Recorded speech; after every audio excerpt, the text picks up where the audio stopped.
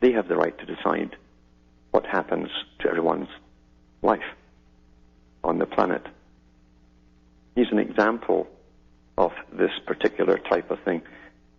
And it's been exposed on a site here that's called NOHTDT'S.com. And I'll put this link up too at the end of the show. It says here, British NGO forecasts 5 brave new world scenarios set in 2030. This British NGO is quite interesting.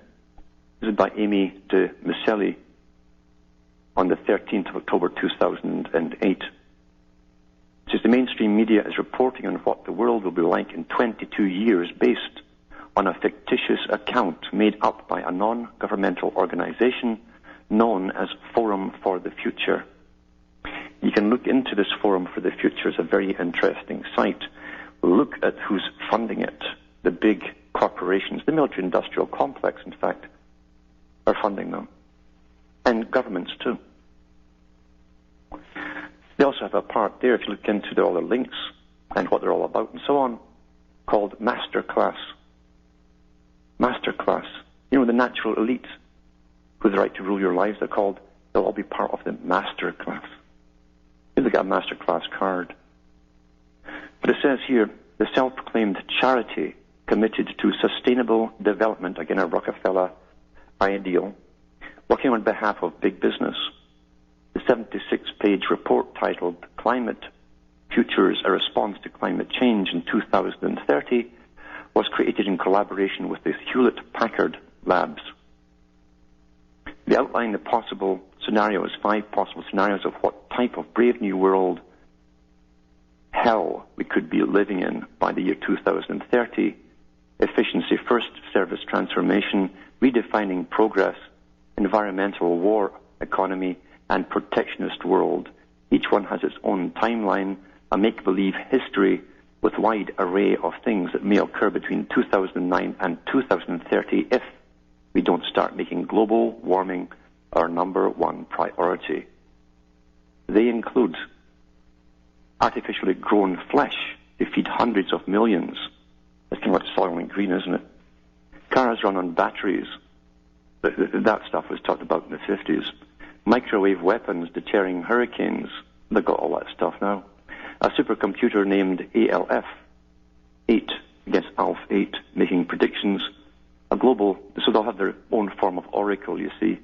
These characters have always been into various things like channeling and horoscopes and all this kind of stuff down through the centuries if you follow the lineages. It says a global recession and global taxes. Well, I've got that already. And bionic games in California. The middle class is destroyed all over the world. Well, that's what they're doing, isn't it? Water shortages, food shortages, they're created too.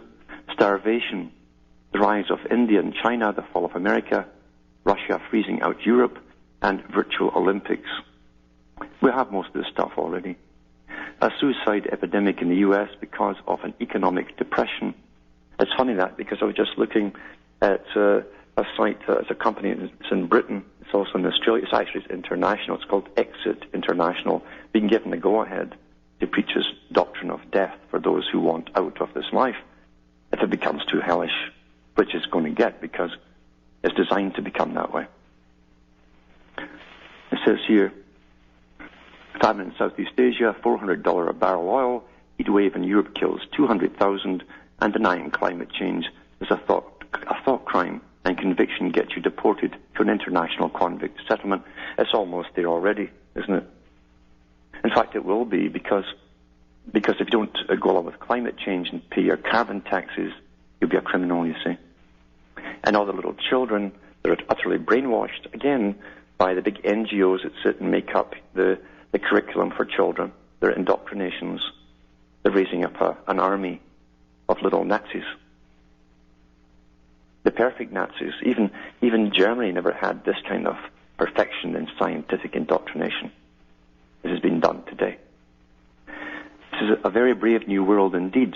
The press describes climate futures as sketches of social consequences from today's global warming crisis that are based on studies and consultations with climate change specialists. Do you know, if you look into the climate, the whole thing about global warming, it's all, and then I'm talking about the UN group, is all funded to do this. All the scientists that get their paychecks for preaching this doctrine, so they must all believe in it, right? Or you don't get a paycheck.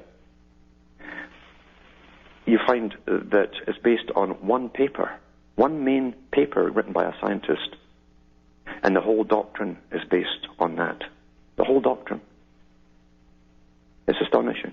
But then again, it's not really, since they have to find a method to get people into a war mode, a war on something. In a global society, you've got to find new enemies. So man himself is the enemy, according to the Club of Rome, a big think tank and NGO. This is a very brave new world indeed.